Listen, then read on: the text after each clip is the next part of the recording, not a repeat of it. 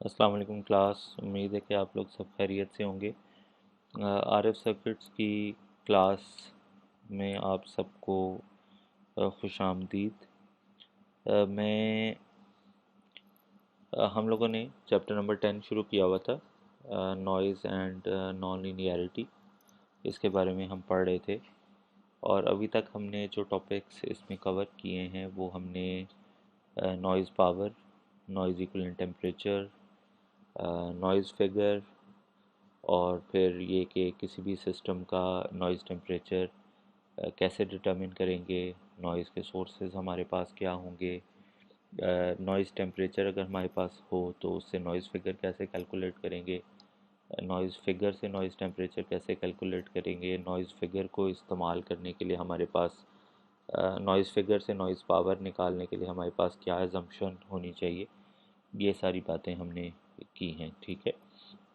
लेकिन इन सारी बातों में एक बात कॉमन ये थी कि जो हम लोगों ने बिल्कुल शुरू में डिस्कस किया था कि सोर्सेज ऑफ नॉइज़ क्या होते हैं, उसमें हमने ये कहा था कि जो कंपोनेंट्स होते हैं, इलेक्ट्रिकल कंपोनेंट्स, जब इसमें करंट रन होता है तो इसके अंदर हीटिंग अप होती है और उसकी वजह से हमारे जो हैं उससे जो है हमारा सिस्टम का नॉइज़ टेम्परेचर जो है वो बढ़ जाता है, जिस वजह से सिस्टम के अंदर नॉइज़ इंट्रोड्यूस हो जाती है, ठीक है। फिर हमने एक केस ये भी देखा कि अगर हमारे पास एक्टिव कंपोनेंट ना हो और हमारे पास पैसिव कंपोनेंट हो, जैसे कि हमारे पास एक ट्रांसमिशन लाइन है, तो उस ट्रांसमिशन लाइन में अगर वो ट्रांसमिशन लाइन एक लॉसी ट्रांसमिशन लाइन है तो क्या उसकी वजह से सिस्टम की कोई नॉइज़ परफॉर्मेंस पुअर होगी या नहीं होगी, ठीक है। तो वहाँ पे हमें पता चला कि हाँ जी, जो ट्रांसमिशन लाइन का लॉस है वो बेसिकली ऐड अप करता है सिस्टम के अंदर नॉइज़ को, या उसको नॉइज़ को इंट्रोड्यूस करता है, ठीक है। अब हम ये देखना चाहेंगे कि अच्छा चलें, ट्रांसमिशन लाइन तो हमारे पास, ट्रांसमिशन लाइन भी हमारे पास एक टू पोर्ट नेटवर्क हो गया, ठीक है। तो अब हम ये देखना चाहेंगे कि अगर हमारे पास एक नॉर्मल डिवाइस है, ठीक है, और उसके ऊपर हम ये देखेंगे कि ट्रांसमिशन लाइन पे जब हमने अपनी अपनी स्टडी की थी तो हम लोगों ने मिस मैचिंग को कंसिडर नहीं किया था। अब हम ज़रा एक जेनेरिक तरीके से इसको लेंगे और हम ये देखेंगे कि अगर हमारे पास ये एक टू पोर्ट नेटवर्क हो जिसके यहाँ पे हमारे पास सोर्स लगा हुआ है और यहाँ पे हमारे पास लोड लगा हुआ है, तो एक तो इसका अपना लॉसी होना या नॉन लॉसी या लॉसलेस होना, ये एक अलग बात है। दूसरी बात ये है कि अगर इस जगह पे इनपुट के ऊपर going from this side to this, तो इनपुट के ऊपर आउटपुट के ऊपर अगर कोई मिसमैच एग्जिस्ट करता है, या अगर आप इस साइड से इस साइड पे आते हैं तो यहाँ पे अगर आउटपुट पे और फिर इनपुट के ऊपर कोई मिसमैच एग्जिस्ट करता है तो उसकी वजह से सिस्टम का क्या बिहेवियर होगा, क्या उसमें कोई फर्दर नॉइज़ कंपोनेंट ऐड होगा या नहीं होगा, ठीक है। तो ये काम हम करेंगे, ठीक है। लेकिन एक बात का ध्यान ये हमें रहे कि जो हमारे पास एक्टिव कंपोनेंट्स हैं उसके अंदर तो हमारे पास एक मेजरमेंट का तरीका था कि आपने उसको पावर अप किया और हमने कहा कि जी अच्छा, आप उसके आउटपुट पे पावर मेजर करना शुरू कर दें विदाउट गिविंग एनी इनपुट, तो जो भी पावर आपको मिलेगी वो नॉइज़ पावर होगी। और फिर आप एक कैलिब्रेटेड नॉइज़ सोर्स लें और आप ये डिटर्मिन करें कि वो नॉइज़ सोर्स कितनी इनपुट के ऊपर या कितने फिज़िकल टेम्परेचर के ऊपर आपको सेम आउटपुट नॉइज़ पावर देता है। या फिर हमने वो जो two element Y factor method देखा तो वहाँ पे एक्टिव कंपोनेंट्स के लिए हमारे पास आसान तरीका था कि हम उनका नॉइज़ परफॉर्मेंस को डिटरमिन कर सकें। तो जो पैसिव कंपोनेंट्स हैं इसमें जनरली हमें मैथमेटिक्स का सहारा लेना पड़ेगा, और ये थोड़ा सा आप यूँ कह लें कि उस तरह से एक्सपेरिमेंटल तो नहीं, लेकिन एक थ्योरेटिकल सा प्रोसीजर है। तो ये हमारे सामने एक टू पोर्ट नेटवर्क है। अगर हम देखें तो इसमें हमारे पास चार तरह के रिफ्लेक्शन कोफिशिएंट्स एग्जिस्ट करते हैं। दो अगर हम सोर्स से लोड की तरफ जाएं, और दो एग्जिस्ट करेंगे अगर हम लोड से सोर्स की तरफ आएँ। तो अगर हम फॉर एग्ज़ाम्पल सोर्स से लोड की तरफ जाते हैं तो पहला जो रिफ्लेक्शन कोफिशिएंट हमें मिलेगा वो होगा reflection coefficient looking towards port 1 जो कि गैमा इन है। और फिर जब हम यहाँ से यहाँ जाएंगे तो हमें जो रिफ्लेक्शन कोफिशिएंट मिलेगा वो हमारा होगा गैमा एल, जो कि होगा reflection coefficient looking towards the load. तो गैमा इन और गैमा एल, इनका कॉम्बिनेशन जो है वो हमारे पास आएगा। अगर हम इस साइड से इस साइड के ऊपर आ रहे हैं तो फिर हमारे पास जो रिफ्लेक्शन कोफिशिएंट आएगा वो दो चीज़ों का कॉम्बिनेशन होगा। पहले गैमा आउट जो कि रिफ्लेक्शन कोफिशिएंट है looking towards port 2 of the network, और फिर हमारे पास गैमा एस आएगा जो कि नेटवर्क से फिर आगे सोर्स के दरमियान में।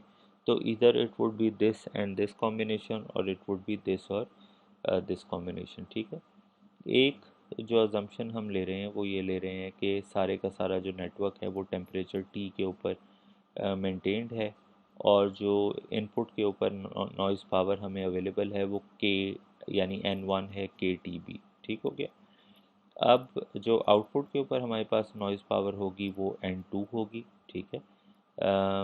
और अगर आप ये देखिए तो input noise power multiplied by gain, again system की इंटरनल जो एडेड नॉइज़ होगी multiplied by gain of the system. अब यहाँ पे हमने गेन ऑफ द सिस्टम जो है वो लिया है G21 जो कि है gain between these two ports. और आगे जब हम एम्पलीफायर डिज़ाइन के चैप्टर नंबर 12 में जाएंगे तो वहाँ से हमें ये पता चलेगा कि जो G21 है वो एक्चुअली क्या है, रेशो है power available from the network और उसका रेशो है power available from the source. तो इन दो का रेशो है और इसको हम अवेलेबल पावर गेन कहते हैं। जब हम चैप्टर नंबर 12 में जाएंगे तो हम इसको प्रॉपरली मुख्तलिफ टाइप ऑफ गेन्स हैं जिनको हम डिफ़ाइन करेंगे। और अभी फ़िल वक्त हमने ये जो G21 का फार्मूला है गिवन इन दैट चैप्टर उसको हमने यहाँ पे डायरेक्टली अभी हमने इनकॉर्पोरेट कर लिया है, जिसमें हमारे पास S21 है, गैमा एस है और गैमा आउट है। तो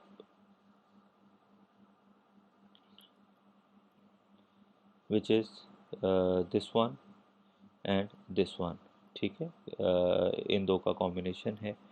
तो और चैप्टर नंबर 4.7 जब हमने सिग्नल फ्लो ग्राफ्स पढ़े थे तो वहाँ से हमने गैमा आउट को डिटर्मिन किया था कि अगर सोर्स के ऊपर कोई मिसमैचिंग नहीं है तो gamma out is equal to S22 coming from the load side, और अगर सोर्स के ऊपर कोई मिसमैचिंग एग्जिस्ट करती है तो उसका इफ़ेक्ट जो है वो फर्दर ऑन ऐड ऑन हो जाता है इन द रिफ्लेक्शन कोफिशिएंट, ठीक है।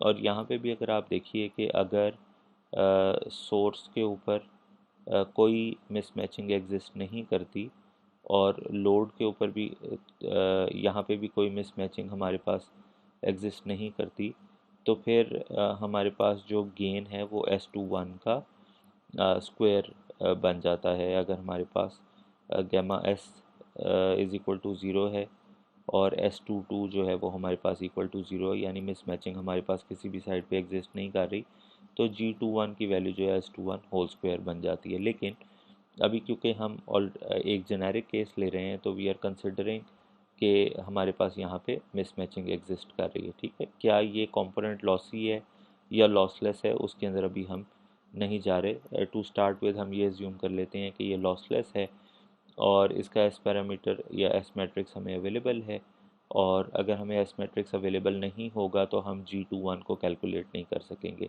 तो एस मैट्रिक्स हमारे पास अवेलेबल है और ये जो मिस मैचिंग एग्जिस्ट कर रही है इसकी वजह से हम इसको स्टडी करना चाहते हैं। ओके, अब जो ये तो हो गया N2 की वैल्यू, ठीक है।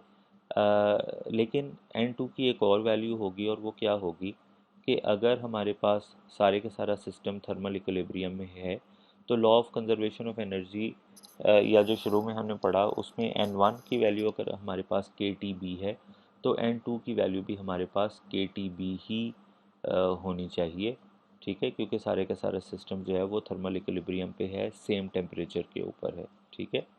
तो अगर हम N2 की वैल्यू भी KTB ले लें और इसको हम यहाँ पे इनपुट करें ठीक है। तो यहाँ से हम डिटर्मिन कर सकते हैं कि जो सिस्टम ने नॉइज़ ऐड की है वो कितनी है, ठीक है। अब आप ये देखिए कि जो एडेड नॉइज़ है वो इतनी है। फिर फर्दर ऑन अगर हम इक्वलेंट टेम्परेचर डिटर्मिन करें जो कि इस एडेड नॉइज़ को प्रोड्यूस कर रहा है, तो that would be an added divided by K B, क्योंकि ये जो एन एडेड है ये के टी ई बी हो जाएगा, ठीक है। और इसकी वैल्यू हमारे पास ये आती है। अब आप ये देखिए कि ये फार्मूला एग्जैक्टली सेम हैं, ये सारे फार्मूलाज हैं ये सारे के सारे एग्जैक्टली सेम हैं जो प्रीवियसली हम एक लॉसी लाइन के लिए डिटर्मिन कर चुके हैं। सिर्फ फ़र्क ये था कि वहाँ पे जो लॉसी लाइन में जो गेन था हमारे पास जी, वो 1/L था। Excuse me. वहाँ पे हमारे पास जो था वो 1/L था, ठीक है।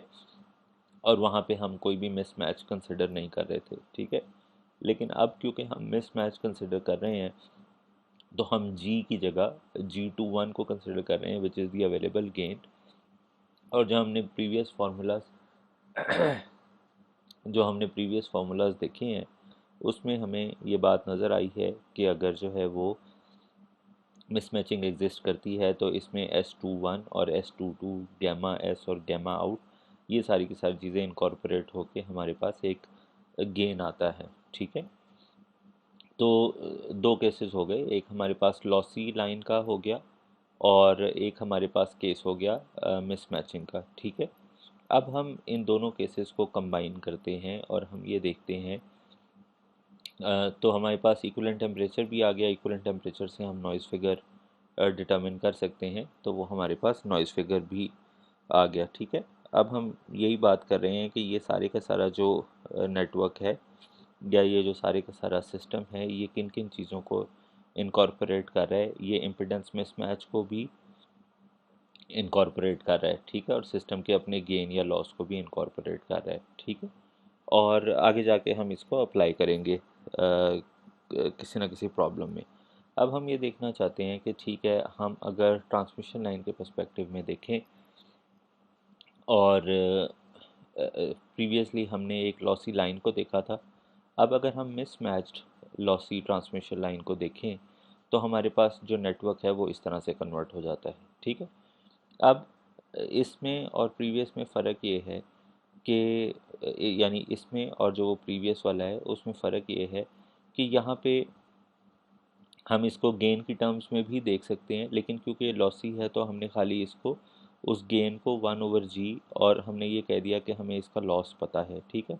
हमें इसका लॉस पता है, हमें इसका बीटा फैक्टर पता है, हमें इसका करेक्टरिस्टिक इम्पिडेंस पता है और किस टेम्परेचर पे ये मेंटेन्ड है वो टेम्परेचर हमें पता है, ठीक है। जो जो पावर लॉस है दैट इज़ नाउ 1/G, ठीक है। इम्पिडेंस मिसमैच एग्जिस्ट कर रहा है इनपुट के ऊपर ZG और यहाँ पे, तो जो हमारे पास रिफ्लेक्शन कोफिशिएंट आया that is ZG minus Z0, ZG plus Z0, ठीक है। और ये ज़ीरो के इक्वल नहीं है। जो हमने इस ट्रांसमिशन लाइन का स्कैटरिंग मैट्रिक्स बनाया वो कुछ इस तरह से बना, ठीक है। S11, S22, S21 और S12, क्योंकि ये मैच्ड फॉर्म में होगा तो इस वजह से S11 की वैल्यू ज़ीरो है, S22 की वैल्यू भी ज़ीरो है, ठीक है। जब हमने ट्रांसमिशन लाइन को जब हमने उसका एस पैरामीटर डिटर्मिन किया। अब आप ये देखिए कि एस पैरामीटर क्योंकि मैच्ड फॉर्म में होता है तो S11 S22 की वैल्यू ज़ीरो ज़ीरो है, लेकिन स्टिल ये जो लॉस का फैक्टर है 1/L अंडर रूट, ये ट्रांसमिशन लाइन के लॉसी गेन को रिप्रेजेंट कर रहा है, ठीक है। और ये उसका फेज पार्ट है जो कि प्रोपिगेशन कांस्टेंट को डिटरमिन कर रहा है, ओके। अब अब वो ये कह रहे हैं कि अगर हम गैमा आउट की वैल्यू को डिटरमिन करें, ठीक है। और ये देखते हैं कि गैमा आउट की वैल्यू को हम क्यों डिटरमिन कर रहे हैं।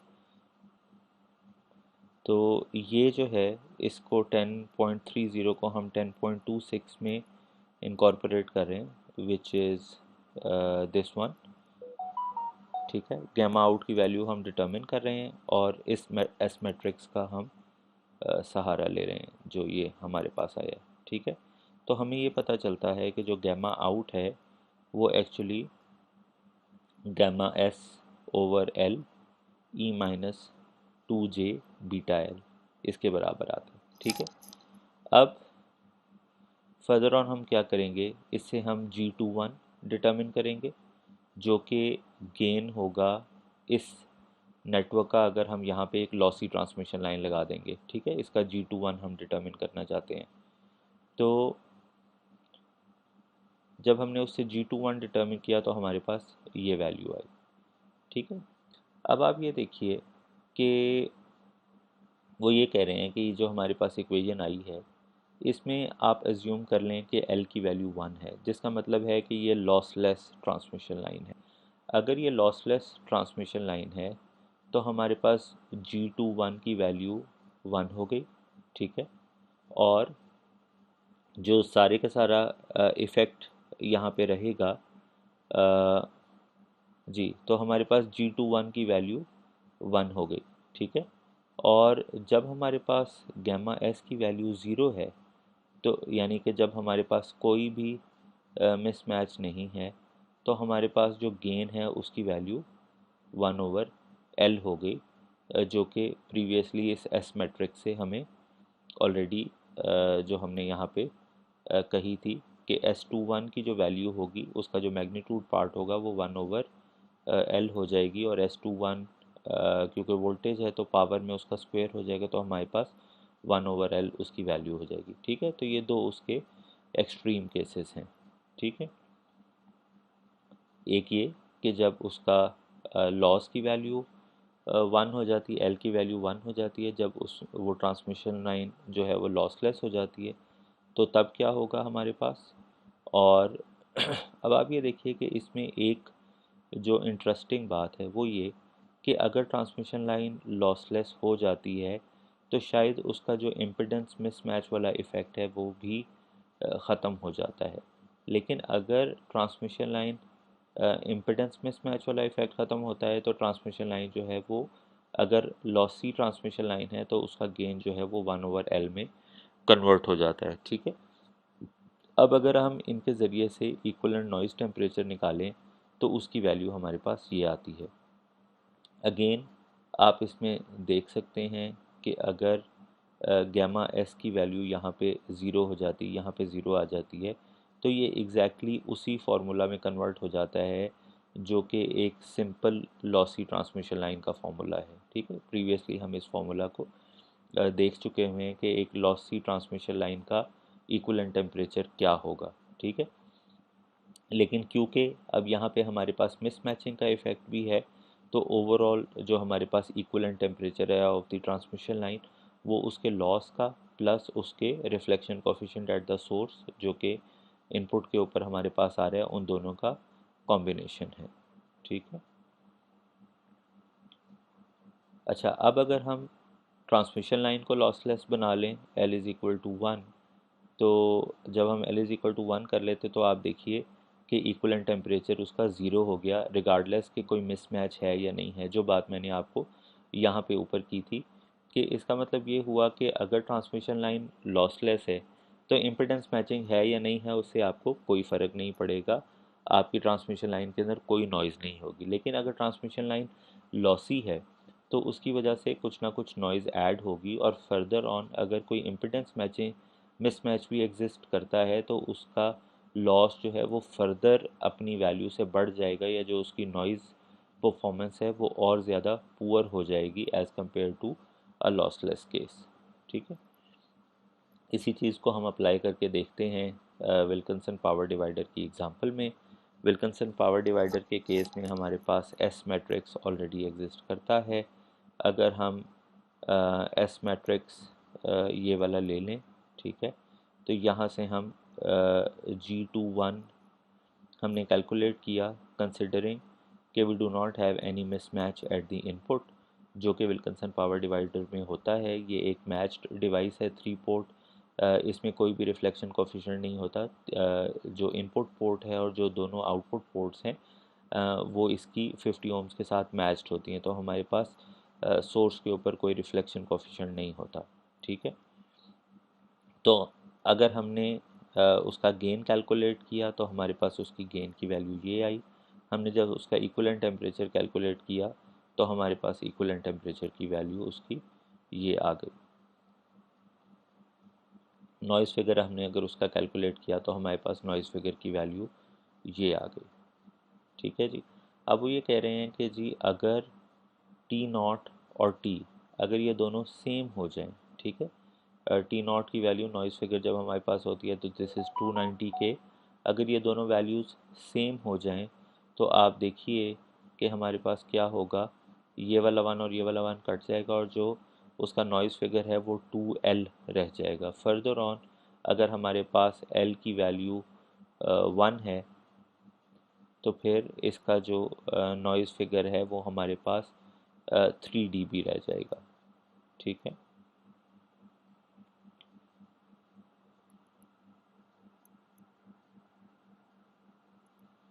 तो अगर आप इनपुट के ऊपर नॉइज़ हमारे पास KTB है तो अगेन जो उसका थर्मल इक्विलिब्रियम है उसकी वजह से आउटपुट के ऊपर भी हमारे पास KTB होगी।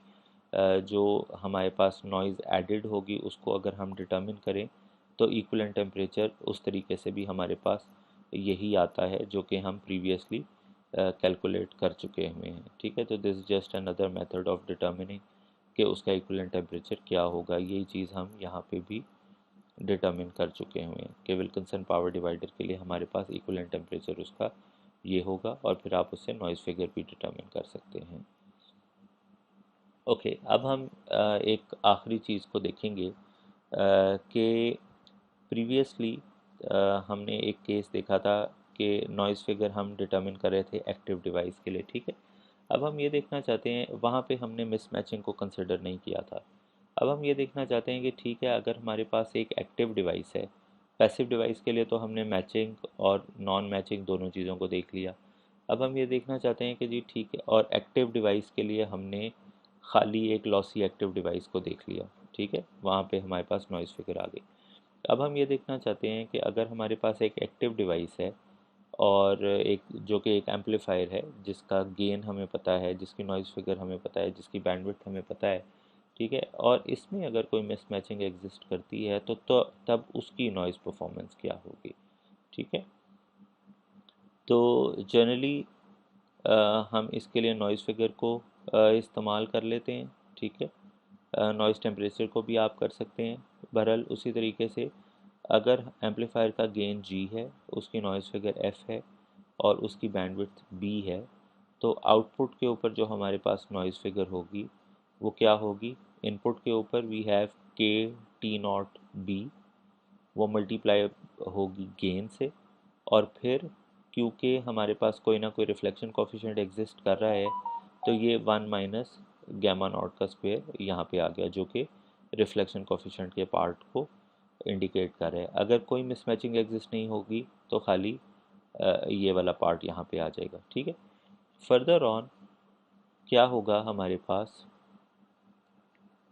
के T not gain B multiplied by F -1, ये चीज़ हम ऑलरेडी डिटर्मिन कर चुके हुए हैं 10.12 में, जहाँ पे हमने एक मैच्ड एम्पलीफायर का नॉइज़ परफॉर्मेंस जो है वो डिटर्मिन की थी। मैं दोबारा से आपको दिखा भी देता हूँ 10.12 कि वो कहाँ पे है। ये 10.12। ठीक है, यहाँ पे हमने इक्विवेलेंट टेम्परेचर डिटर्मिन किया था एक ऐसे सर्किट का जो कि एक नॉइज़ी सर्किट था, जिस तरह के यहाँ पे एक एम्पलीफायर हो सकता है, लेकिन उसमें कोई मिसमैचिंग एग्जिस्ट नहीं कर रही थी। ठीक है। अब उसमें एक एडिशनल बात यह है कि उसमें मिसमैचिंग भी एग्जिस्ट कर रही है, तो उससे आप ये देखिए कि ओवरऑल जो आपका आउटपुट के ऊपर नॉइज़ है उसके अंदर एक कंपोनेंट ऐड हो गया है जो कि मिसमैचिंग को रिप्रेजेंट कर रहा है यहाँ पे। ठीक है। तो अब हम इसका noise figure, overall noise figure हम डिटर्मिन करना चाहते हैं कि ठीक है, इस मिसमैचिंग की वजह से क्या नॉइज़ फिगर इस पर्टिकुलर वैल्यू से बढ़ा है या नहीं बढ़ा। क्योंकि नॉइज़ फिगर हमारे पास सिग्नल टू नॉइज़ रेशियोज़ का फर्दर रेशो होता है, तो हमने इनपुट सिग्नल पावर और आउटपुट सिग्नल पावर को भी कंसिडर किया। अब यहाँ पे क्योंकि रिफ्लेक्शन एग्जिस्ट कर रही है, तो जिस तरह से हमारे पास नॉइज़ के अंदर रिफ्लेक्शन कोफिशिएंट का एक फैक्टर इनकॉर्पोरेट हुआ है, हमारे पास जो आउटपुट सिग्नल पावर है उसमें भी रिफ्लेक्शन कोफिशिएंट का एक फैक्टर जो है इनकॉर्पोरेट होगा। अब अगर आप इनकी रेशो देखिए आपस में, तो हमारे पास जो नॉइज़ फिगर निकलता है ओवरऑल, उसकी वैल्यू हमारे पास ये निकलती है। सिंपल मैथ से हमने वैल्यू को सब्सटीट्यूट किया है। अब आप ये देखिए कि अगर हमारे पास मिस मैचिंग ख़त्म हो जाए, गैमा की वैल्यू यहाँ पे ज़ीरो हो जाए, तो जो ये वाला noise figure, overall noise figure actual amplifier के नॉइज़ फिगर के बराबर हो जाएगा, जिसका मतलब ये हुआ कि जो नॉइज़ परफॉर्मेंस है वो सिर्फ एम्पलीफायर की अपनी पुअर क्वालिटी या उसके अपने नॉइज़ी होने की वजह से फैक्टर इन होगी। लेकिन अगर मिसमैचिंग भी एग्जिस्ट करती है तो ओवरऑल नॉइज़ फिगर और ज़्यादा डिक्रीज़ या पुअर हो जाएगा। ठीक है, तो आप ये देखिए कि इससे हमें ये बात पता चली कि अगर हम एक अच्छी मिसमैच अचीव कर पाते हैं एक एम्पलीफायर के अंदर, तो हमारा नॉइज़ फिगर जो है मिनिमम वैल्यू के ऊपर रहता है। लेकिन अगर हम मिसमैचिंग अच्छी नहीं अचीव कर पाते तो हमारा नॉइज़ फिगर उसकी रेटेड नॉइज़ से और ज़्यादा पुअर हो जाता है। ठीक है, तो इससे हमें ये बात पता चलती है कि एक जो अच्छी नॉइज़ फिगर है उसको अचीव करने के लिए हमें गुड इम्पीडेंस मैचिंग चाहिए। और अगर हमारे पास मिसमैच भी एग्जिस्ट करेगा, और अब आप देखिए कि अभी हमने खाली इनपुट के ऊपर मिसमैच को कंसिडर किया है, अगर आउटपुट के ऊपर भी हम मिसमैच को कंसिडर करेंगे तो फिर ये नॉइज़ फिगर और ज़्यादा पुअर हो जाएगा। लेकिन यहाँ पे हम आउटपुट के ऊपर मिसमैच को इस वजह से एग्जिस्ट नहीं कर रहे या कंसिडर नहीं कर रहे क्योंकि जनरली जो हमारे पास एम्पलीफायर्स होते हैं वो यूनिलैटरल डिवाइसेस होती हैं, जिसका मतलब ये है कि इनका गेन सिर्फ फॉरवर्ड साइड पे एग्जिस्ट करता है, रिवर्स साइड पे इसका गेन एग्जिस्ट नहीं करता। ठीक है, तो उसको हमें कंसिडर करने की इतनी ज़्यादा ज़रूरत नहीं है। ठीक है, तो यहाँ तक हमारा काम था नॉइज़ फिगर का और नॉइज़ पावर का, नॉइज़ परफॉर्मेंस का। जो अब अगला हम काम करेंगे वो हम नॉन लीनियर डिस्टॉर्शन का करेंगे, जिससे हमें ये पता चलेगा कि ठीक है डिवाइसेस के अंदर नॉइज़ तो होती है, जिसकी वजह से हमें डिफरेंट प्रॉब्लम्स का सामना करना पड़ता है। और हम ये चाहते हैं कि किसी भी डिवाइस, बेसिकली जो नॉइज़ होती है वो हमारे सिग्नल टू नॉइज़ रेशो को ख़राब करती है, या वो ये डिटरमिन करती है कि हमारा मिनिमम रिसीवेबल सिग्नल जो है उसकी क्या वैल्यू होनी चाहिए, ताकि हमारा एक डिकोडिंग के वक्त हमारा सिस्टम नॉइज़ के अंदर और लेजिटिमेट सिग्नल के अंदर डिफरेंशिएशन कर सके। ठीक है, तो जितनी कम हमारी नॉइज़ पावर होगी, जितनी अच्छी हमारी नॉइज़ परफॉर्मेंस होगी, तो उतना कम पावर का हमें सिग्नल ट्रांसमीटर से ट्रांसमिट करना पड़ेगा, उतनी कम हमें एनर्जी अपनी वेस्ट करनी पड़ेगी in order to pass the information from point A to B. लेकिन जितनी ज़्यादा हमारी पुअर नॉइज़ परफॉर्मेंस होगी उतनी ज़्यादा हमें पावर स्पेंड करनी पड़ेगी in order to make our system work the या to make overall system work. ठीक है, अब हम अगली दफ़ा जब देखेंगे तो हम नॉन लीनियरिटी में ये देखेंगे कि ठीक है सिस्टम जो है या जो सर्किट्स हैं वो हमारे सिग्नल्स के अंदर नॉइज़ को तो इंट्रोड्यूस करते हैं, लेकिन क्या वो कोई और चीज़ भी इंट्रोड्यूस करते हैं, और अगर वो कोई और चीज़ इंट्रोड्यूस करते हैं जो कि non linearity of the system है, तो उससे हमें क्या क्या नुकसानात हो सकते हैं और उससे हम किस तरह से बच सकते हैं। ठीक है, तो ये हमारी अगला टॉपिक होगा। मैं यहाँ पे ख़त्म करता हूँ, आप इसको गो थ्रू कीजिएगा, अपना ख्याल रखिएगा और मुझे दुआओं में याद रखिएगा। अस्सलाम वालेकुम।